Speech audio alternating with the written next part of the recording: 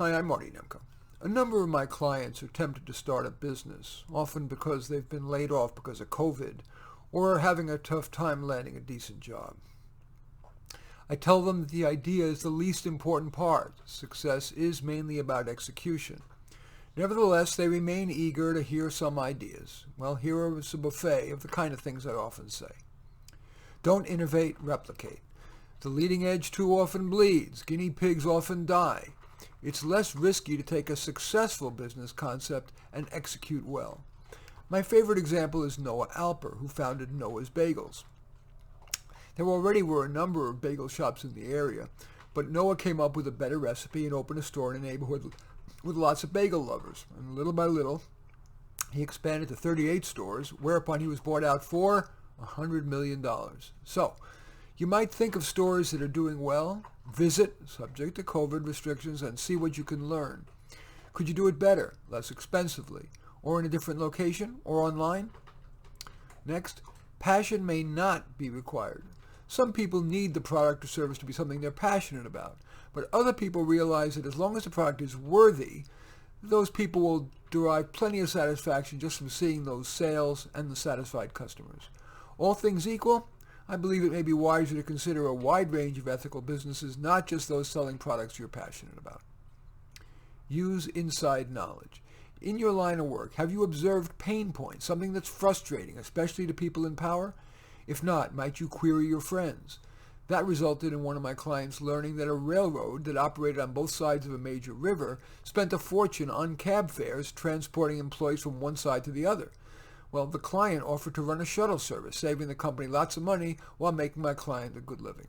Another example, a client worked in the wine industry where he learned that wineries find shipping a pain, so he opened a business that ships wine for a number of wineries in the Napa Valley. Source an undervalued product? I'm going to change irrelevant specifics here in order to avoid breaching client confidentiality.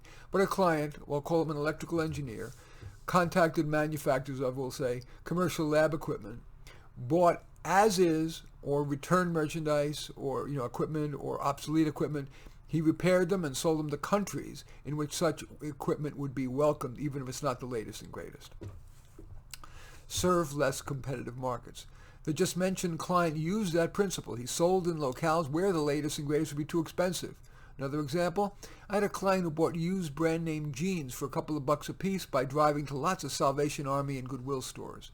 When he accumulated a shipping container full, he sent it to a developing nation where a local person there sold them for $8 a piece to eager customers. Conversely, I had a client who once a year flew to Central Europe, where he placed ads in local newspapers for used vintage or antique violins. They are in greater supply there than in the U.S., and so he could sell them here in the U.S. at a tidy profit. When he had a shipping container full, he had them shipped to his home, where he stores his violin for sale. Picture a garage full of fiddles. Choose a dull, normal product. Few people graduate from a prestigious college wanting to start a business in mobile home park maintenance, used truck part brokerage, or a commercial printing machine service company. Yet, according to the book The Millionaire Next Door, which summarized interviews of 750 millionaires, the most common route to wealth was owning one of such a dull, normal businesses. I had a client who decided to own a hot dog cart and sold his dogs on a busy downtown street. After learning the business while working right there on the street, he hired someone to run that cart. He expanded to 6 carts and he retired before he was 40. Go further up the supply chain? Let's say you're passionate about beer. The obvious and thus too crowded choices are to start a craft brewery or a brew pub. A less risky option is to start a beer business that's further up the supply chain, for example, purveying spices for beer making. One such concoction is called Grains of Paradise. Of course, that may not be as sexy as welcoming people to your brew pub, but getting in further up the supply chain may be a safer route to good income while still being a part of the beer community you might enjoy. And finally, search for new laws and policies. As you read the local or national news, keep your antenna out for business opportunities. For example, North Carolina mandated that henceforth all students must take earth science. Well, a burned-out science teacher read that, whipped up a workshop for teachers, and pitched every school district in the state. I've developed a workshop that will prepare your teachers to teach earth science. She was busy immediately. I want to reiterate that what I have done in this little talk here is the easy part, suggesting ideas.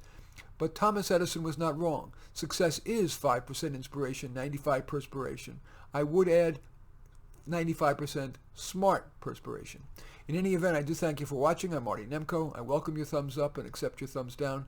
I always look forward to your comments, and I especially like it if you hit the share button below. Share on your social media so that my efforts can have broader impact. And I am flattered if you choose to subscribe to my channel. In any event, I do thank you for watching. I am Marty Nemko.